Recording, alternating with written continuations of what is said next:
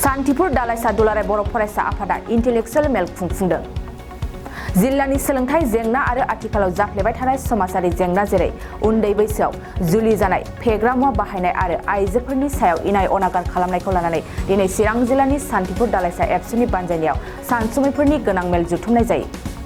रायखांनो गोनांदि चिरां जिल्ला भारत भुटान सीमा ओनसोलाव माखासे समाजनि बेरेखा हाबा सोमजिनाय आरो गाज्रि थासारिनि सायाव एबसुआ सान्तिपुर दालाइसा एबसुनि सिङाव थानाय दरफ्रोमबो गामिनि आफादगिरि, नेहाथारि आरो गावबुराफोरखौ लेंथुमनानै समाजारि सांग्रांथिनि सायाव गुवारै सावरायलायो।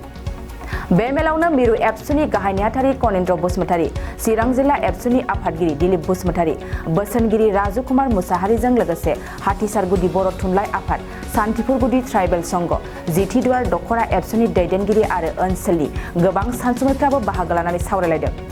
बे मेलाव बाहागो लानानै मिरु एबसुनि गाहाय नेहाथारि कनिन्द्र मुसाहारिया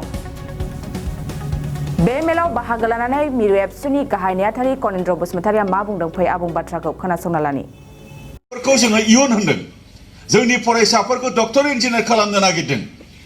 सान्तिपुर खुंग्रिं ओनसोलनि फरायसाफोरखौ गोरों गोरा खालामनानै सान्तिपुर ओनसोलखौ जौगानायनि सिमांखौ बयबो नुदों गोनां जादों।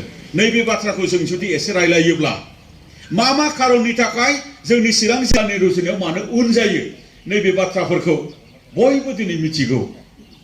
बयबो दिनै मा होनदों, जोंनि फरायसाफोरा उन्दै बैसोआव हाबा जानायाबो जों हिसाब खालामो।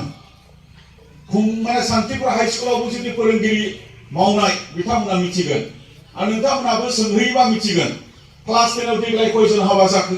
होमब्लाबो बेवहाय 6-7 निफ्राय लानानै 8 जननिफ्राय 10 जन हाबा जानाय हिसाबखौ फरायसालिफोर दङ। दा बेवहाय गंसे फरायसालियावनो जुदि एभारेज जों जुदि 7 लायोब्ला 60टा जोंनि गोजौ फरायसालियाव बर' मिडियाम जुदि दं, फरायनो नागारनाङो। फरायनो मास मोनसे एरेस्ट बेबायदि मोनसे थासारि लाबोनांनायनि खारना हयथ' बिनि थाखायनो खोमा, नङा होनबा? बिनि थाखायनो खोमा उन्दै बैसोआव हाबा जायोबा मा खहा जायो बेखौ आङो गोलाव आरो गुवारै बुंनानै समखौ नस्थ' खालामनो लुबैयाखै। जेन' बेखौ जोङो गोरलै लानो हायाखै। दुलाराय बर' फरायसा जिथु लुबैदों बैखौ जोङो होबथानो बेबायदि साननानै गुबुनाबो नाख्रेबनो नागिरो।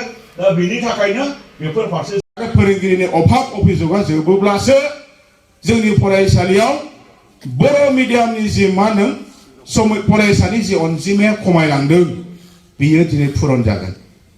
खमायाखै मालायफोर। दा जों नुबाय गंसे एलपि स्कुलाव 3 गाहामसिमबो दिनै फरायसा दं। अनलि 3ल'सै। बबेबा 7 खोब बेसि दङबा 10 जन 12 जन रायजोफोर जोंनि बर' मिडियाम एलपि स्कुलाव, बेनिफ्राय आरो बारा गैला। दा दिनै जों बुंनो मास्टार गैयिखाय खमायदों ना होमबा? बे बाथ्राखौ लानानै साहित्य सभा आरो एबसुआ आसामनि चिफ मिनिस्टार, आसामनि इडुकेसन मिनिस्टारजों सावरायबाय।